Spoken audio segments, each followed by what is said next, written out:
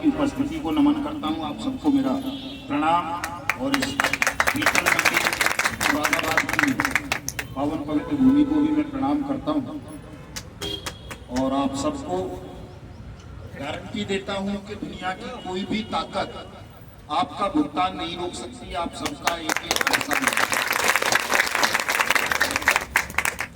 केवल आपको धैर्य रखना है थोड़ा सा, क्योंकि बड़ा काम है, सरल काम नहीं है। आप जैसे 42 करोड़ से ज़्यादा लोग हैं देश भर में जो किसी न किसी ठगी प्रकरण का शिकार हुए, और कोई छोटे मोटे स्तर की ठगी नहीं है, बल्कि ऐसे ऐसे लोग हैं, आप में से भी कई होंगे, जो कई बार ठगे जा चुके हैं, कई कंपनियों द्वारा ठगे जा चुके हैं। तो ये बड़ा उलझा हुआ मामला है जिसको सुलझाना कोई सरल काम नहीं था। भाई साहब क्या नाम है उनका, जो भला करने से मना कर रहे थे, चले गए क्या वो? मुकेश जी चले गए, जाना नहीं चाहिए था। नहीं है मुकेश जी, है अच्छा, वो शायद अम्बेडकरवादी हैं, मुझे लग रहा है, तो इस बात पे नाराज है। लेकिन साथियों, मुझे परमात्मा ने जिस काम के लिए चुना है वो काम ऐसा है कि इसमें किसी बात से काम नहीं चलेगा मेरा। तो मैं अम्बेडकरवादी हो जाऊं, बुद्धवादी हो जाऊं, या गांधीवादी हो जाऊं, या सुभाषवादी, या मोदीवादी, या किसी और के बात में उलझ गया तो ये काम होगा नहीं। ये काम तभी होगा जब मेरा कोई बात नहीं होगा और केवल जनता के लिए काम करूंगा। और ये ईश्वर की भी इच्छा है। मैं खुद 30 साल तक अम्बेडकर पढ़ाता रहा हूँ लोगों को, ये शायद जानते भी नहीं होंगे उतना अम्बेडकर साहब के बारे में या भीम के बारे में, लेकिन मैंने तो दुनिया के हर धर्म पढ़े, दुनिया के बाद पढ़े, और मैं स्वयं अम्बेडकरवादी रहा हूँ 30 साल तक। लेकिन मैं अपने अनुभव से, ज्ञान से, लोगों से जब मिला जुला पूरे देश में, तो मुझे पता चला कि अम्बेडकरवाद भी किसी समस्या का समाधान नहीं है। कितने साल हो गया देश में संविधान लागू हुए, क्या कहीं जातिवाद मिटा, शोषण मिटा, उत्पीड़न मिटा, अन्याय मिटा? ऐसा हुआ क्या? मेरी नज़रों में कोई बहुत ज़्यादा महत्व इन तमाम बातों का नहीं है। ऐसा फलाने को मान लोगे तो एक हो जाओगे, फलाने को मान लोगे तो एक हो जाओगे, और उसके बाद में चलोगे तो हो जाएगा। ऐसा कुछ होना जाना नहीं है। जब तक आपके अंदर की इच्छा शक्ति, आत्मशक्ति मजबूत नहीं होगी, तब तक आप किसी की भी पूछ पकड़ लो, आपका उद्धार नहीं होगा।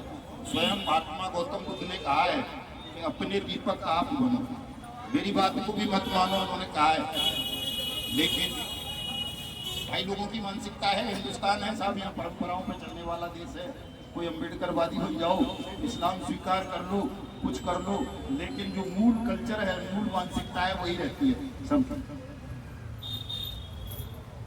तो हमें जो काम सौंपा, मैं नहीं मानता कि आप सबने सौंपा है इस काम को। आप सब तो मुझसे बाद में मिले होंगे, कोई बाइक बोट के साथ ही बैठे होंगे यहाँ, कई आने की कह रहे थे, उत्तराखंड से कई लोग कह रहे थे आ रहे हैं, अकेले रास्ते में आ रहे होंगे।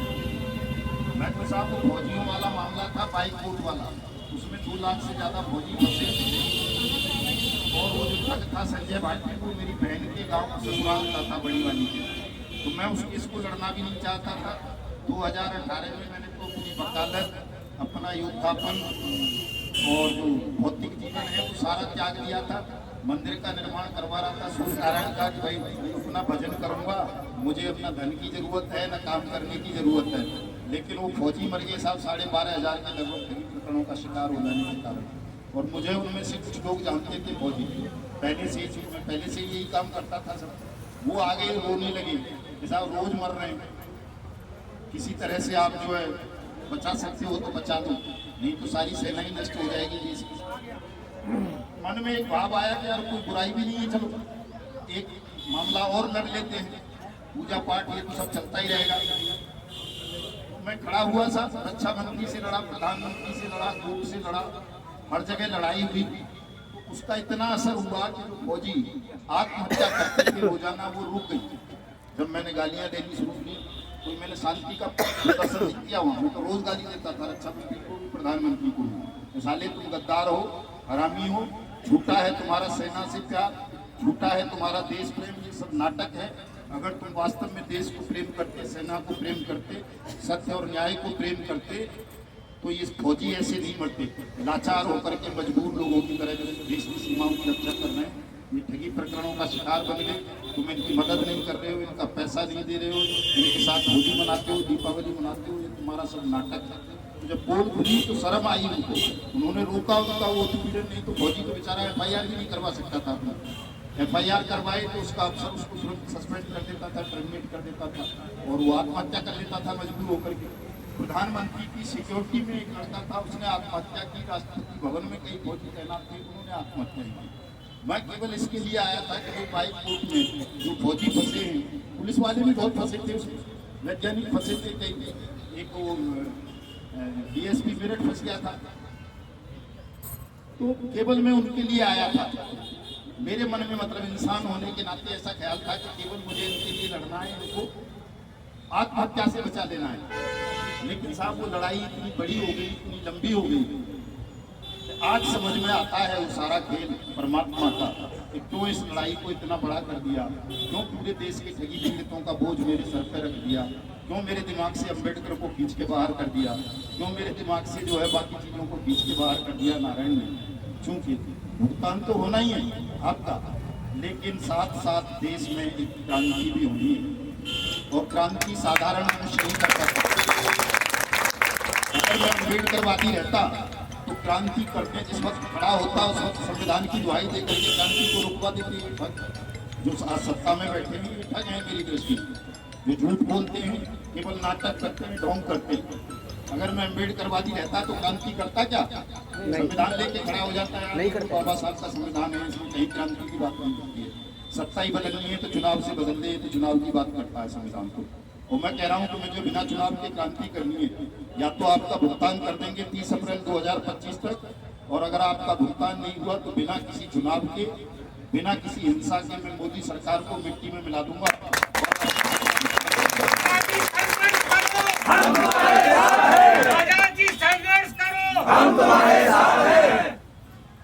बहुत सारी बातें हैं कहने को साथियों, कि परमात्मा की जो इच्छा होती है, उनका जो काम होता है, उनका जो नजरिया होता है, वो सबसे ऊपर होता है। उसके सामने ना कोई किताब रुकती है, ना कोई शासन रुकता है, ना कोई व्यक्ति, ना कोई समूह, ना कोई गुंडा, ना माफिया, ना कोई और। बहुत छल किए ठगों ने, बेईमानों ने, सत्ता ने उनको प्रोटेक्शन दिया है। किसी एजेंट का क्या दोष है बताइए? 5 लाख से ज्यादा एजेंट मर गए, आत्महत्या कर ली, कोई दोष था उनका? अगर एजेंट का दोष था तो फिर उस अथॉरिटी का भी दोष था, जिस अथॉरिटी ने उस लाइसेंस जनता को ठगने के लिए विवश किया, या उनको एक भरोसा दिलाया कि कंपनी सरकार ने रजिस्टर्ड की है। प्रत्येक जिले के DM और SP ने हर फौजी स्कीम चलाने वाले ठग को क्लियरेंस दिया कि नहीं, तुम्हारा काम ठीक है, जायज है, कानूनी है, तुम काम कर सकते हो। जब SP और DM ने क्लियरिफिकेशन दे दिया, सरकार ने लाइसेंस दे दिया, इनकम टैक्स ने सर्टिफिकेट दे दिया, आपको लूटने का, ठगने का, और दोषी किसको बना दिया गया अंत में? केवल एजेंट है, और 5 लाख एजेंटों ने भी आत्महत्या की। अगर सजा ही देनी थी तो सबको दे देते। तमाम DM और फांसी नहीं लटका सकते थे तो उनके खिलाफ मुकदमा देते। कानून है, जिस ऑफिसर की ड्यूटी थी इस गैर कानूनी काम को रोकने की, ठगी को, उस अफसर ने अपना काम नहीं किया। क्या एक भी SP या DM को कोई सजा दी गई पूरे देश में? किसी के खिलाफ कोई मुकदमा दर्ज हुआ? लेकिन लाखों मुकदमे निर्दोष एजेंट साथियों के खिलाफ दर्ज कर दिए गए। करोड़ों एजेंट देश में पागल बना दिए गए। अर्धविक्षिप्त जैसी हालत है उनकी, पत्नियां घर में नहीं घुसने देती, बच्चे घर में नहीं घुसने देते। अभी हमारे जो हरित प्रदेश के अध्यक्ष बनाए हमने, चौधरी राजेंद्र सिंह, 3 ट्रैक्टरों के मालिक थे, 250 बीघा जमीन के जमींदार थे सब। जाट के जाटों का इलाका यहाँ भी होंगे, जाट मुरादाबाद में जाटों का ये जाट तो वैसे भी कंगला सा भी हो, वो दबंग रहता है अपने घर के। लेकिन उस आदमी की साहब ये हालत हो गई कि वो घर में नहीं घुस सकता। बच्चे मारते हैं, पत्नी घर में ना घुसने दे, कोई और माँ अलग डालती है, माँ से मिलने जा सकते हैं केवल। बाकी तो एक इतना सम्मानित व्यक्ति रहा होगा वो आदमी, जिसके पास 3 ट्रैक्टर रहे हों, 250 बीघा जमीन रही हो अलीगढ़ में, तो सम्मान रखता होगा ना अपना क्षेत्र में। लेकिन सारा सम्मान धूल में मिला दिया। मैं भंगी जाति से हूँ, मतलब भंगी से अगर कोई भंगी कह दे तो मुकदमा दर्ज हो जाता है। लेकिन एजेंट की स्थिति देश में भंगी से भी बुरी कर दी है। जैसे भंगी को अछूत मानते हैं लोग, ऐसे ही एजेंटों को अछूत माना जाता है, अछूतों में भी अछूत। घर वाले तक इज्जत नहीं करते हैं। पुलिस में जाओ, थाने में कोई पीट दे तो अच्छा एजेंट है, साले तू ही तो ठगे, आ जा बिठा लो। पुलिस ये कोशिश करती है कि इसके गुर्दे भी निकाल के बेच दो, एजेंट आ गया। और जो मालिक हैं कंपनियों के, वो मौज ले रहे हैं सब, सारे के सारे ज्यादातर विदेश भाग चुके हैं, जेल में भी हैं तो जेल में भी मौज लेते हैं। आपने सहारा के उसमें पढ़ा होगा अभी पिछले दिनों, जो एयर होस्टेस आती थी उसके पास जेल के अंदर भी अलग से VIP फैसिलिटी दे रखी थी उसे, बहुत बढ़िया वाली विदेशी विस्की पीता था वो आदमी जेल के अंदर भी। एजेंट को केवल अपमान मिला, शोषण मिला, निवेशक ने उसको तंग किया। निवेशक भी कौन थे? घर के ही तो थे, घर के थे, अमित्र दोस्त थे, रिश्तेदार थे, उनसे मुंह नहीं छुपा मिला सकता। मतलब समाज में, राष्ट्र में जितनी बेकदरी, जितना अपमान, जितना उत्पीड़न एजेंट्स का हुआ है, इतना मैं नहीं समझता कि किसी बंदी का भी हुआ हो या किसी और का भी हुआ हो, आदिवासी का भी। पूरा देश घूम लिया है मैंने, 20 राज्यों में गया हूँ मैं। दिल्ली से केवल कोर्ट जाता था अपने घर से, और छुट्टी के दिन अपने गांव चला जाता था साहब अलीगढ़। इससे ज़्यादा वृंदावन मेरे पड़ोस में है, मैं कभी वृंदावन नहीं गया बांके बिहारी के दर्शन करने। मथुरा जी की कृष्ण वो क्या बोलते हैं जन्मभूमि, मैं कभी नहीं गया। मेरे बिल्कुल पास में है, 20 किलोमीटर की दूरी पे है वृंदावन तो मेरे गांव से, लेकिन मैं कभी नहीं गया। और आज पूरा देश घूमना पड़ रहा है मुझे, क्योंकि मेरी सेहत इतनी बढ़िया नहीं होती थी कि मैं कहीं सफर करूं ज़्यादा। लेकिन बस से भी जाता हूँ, ट्रेन से जाता हूँ, बस से भी 24-24 घंटे का। मैं बिहार गोपालगंज गया तो वहाँ बस से गया और बस से ही वापस आया। तो ये इतनी ताकत, इतना साहस, ये इतना बुद्धि, इतनी त्याग की भावना कि सब कुछ छोड़ दो और जीवन को हवन कर दो, या इनको तो जिता दो या खुद मर जाओ, ये सब परमात्मा की इच्छा से हो रहा है। पीड़ा परमात्मा ने दी है, मैं उसे कोई दुख मान के नहीं चलता हूँ। आपको भी जो पीड़ा ये दी है परमात्मा ने, इसको कोई दुख मत मानिए। एक क्रांति करवानी थी हिंदुस्तान में आपसे परमात्मा को, उसके लिए आप सबको चयनित किया गया है। अपने दिल से, दिमाग से भय निकाल दीजिए, इतनी ताकत किसी में नहीं है। कोई चाह करके भी अब आपका शोषण उत्पीड़न नहीं कर पाएगा। सब साथी बिल्कुल भयमुक्त हो जाएं। 30 अप्रैल तक भुगतान हो जाता है तो बहुत अच्छी बात है। मैं भी कोई हिंसा नहीं चाहता, मेरी भी कोई व्यक्तिगत दुश्मनी नहीं है किसी मोदी या अमित शाह से या योगी से। शांति से काम हो जाए, कानून तुमने बनाया है और कानून में गारंटी दी है कि 180 दिन में आपकी जमा राशि का पैसा 2 से 3 गुना सरकार वापस करेगी। आज 6 साल से ज़्यादा हो गए उस कानून को बने हुए, जमा योजना पाबंदी अधिनियम 2019 को। पूरे देश में कोई एक व्यक्ति ऐसा नहीं है जिसका पैसा सरकार ने उस कानून के अंतर्गत वापस कर दिया। आप कोई देख लो, जरा सा कानून का उल्लंघन करके आपके खिलाफ तुरंत मुकदमा दर्ज होगा, जेल में घूस दिया जाएगा आपको। और कहीं गाड़ी वाले हुए तो हो सकता है दूसरा भी लगा दें और राष्ट्रद्रोह वाला भी आपको। लेकिन इस कानून की अनुपालना करने के लिए कहीं भी एक बार शब्द नहीं बोलता कोई प्रधानमंत्री या मुख्यमंत्री। केवल चुनाव के समय कहेंगे, जब आम चुनाव का दौर था अभी वाला ये 2024 वाला ही, तब हमें भी बना दिया, धोखा दे दिया हमारे साथ, ठग लिया नरेंद्र मोदी। तुम क्यों शोर मचाते हो इतना, ये फौज वोज का जिक्र क्यों करते हो, चुनाव जितवाओ और प्रधानमंत्री बनते सबसे पहले ठगी पीड़ितों का भुगतान होगा। चुनाव भी जीत गए, हम भी झांसे में आ गए। मैं कह रहा है चल लड़ने का क्या फायदा, हम इतने दिनों से लड़ रहे हैं, अगर दोस्ती से कोई काम हो सकता है तो करवा लो। लेकिन नहीं किया साहब, हमें व्यक्तिगत रूप से बोला गया साहब कि तुम अपना ये जो तुम्हारा संगठन है ठगी के लिए जमा करता परिवार, इसके कागज वागज कंप्लीट कर लो, 500 करोड़ रुपए की ग्रांट दे देंगे आपको, जिंदगी भर बैठे खाना, पूरे देश में हवाई जहाजों में यात्रा करना। लेकिन ये बट सेक्ट का जिक्र मत किया करो आप। मैंने कहा यार मेरा तो जीवन बट सेक्ट है, मैं क्या करूँगा पैसों का, हवाई यात्राओं का। मुझे तो बट सेक्ट चाहिए जिस एक्ट के द्वारा देश के 42 करोड़ से ज़्यादा लोगों को जीवन मिलेगा। उस एक्ट को मैं कैसे त्याग दूँ किसी 500 करोड़ या 5000 करोड़ के चक्कर में। करोड़पति होंगे, बन जाए मान लो 100 करोड़, 500 करोड़, 1000 करोड़ मिल जाए तो सोना थोड़ा ही खाने लगेंगे। खानी तो रोटी भी है, रोटी खानी है ना। और जो आपने दे दिया है उसके लिए तो पता नहीं कितने लोग मरते हैं। जब मैं जाता हूँ कहीं भी, कोई मेरी जाति नहीं पूछता कि साहब आप भंगी जाति से हो। हम आपको माला नहीं डालेंगे या आपको छुएंगे नहीं या आपको जो है नमन नहीं करेंगे। देश में लाखों लोग हैं, जब मैं उड़ीसा वगैरह में जाता हूँ साउथ इंडिया में, तो लोग पैरों में लेट जाते हैं, कहते हैं भगवान है, आप मसीहा हैं।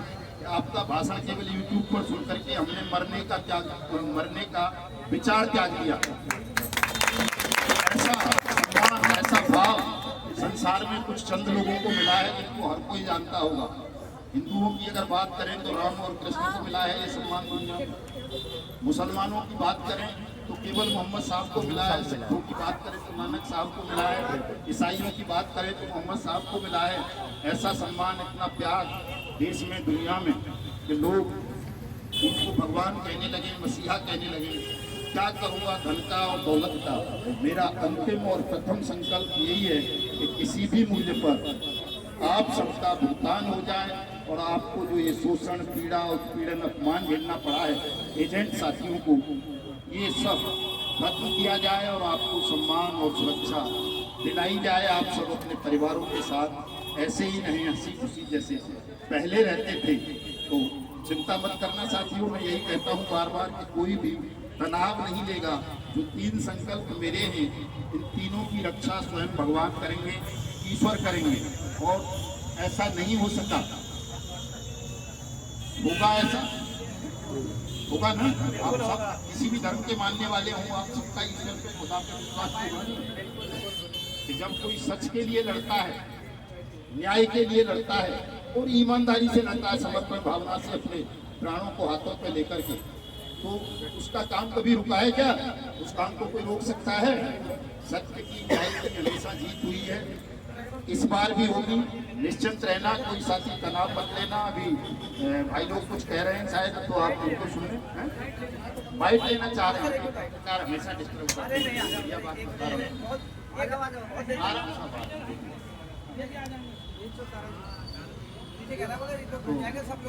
हाँ नहीं, बढ़िया बात है। चलो, तो साथियों कोई भी तनाव नहीं लेगा। मैं अपनी वीडियो में भी यही बात बोलता हूँ। अभी जाएंगे कमिश्नर साहब से, मना करने की हिम्मत अफसर की बात ध्यान रख लेना। मना तो मोदी भी नहीं कर सकता कि आपको पैसा नहीं देगा। जब मना नहीं करेगा तो आपका सबका पैसा दिला देंगे। सब लोग बेफिक्र होकर के जाना।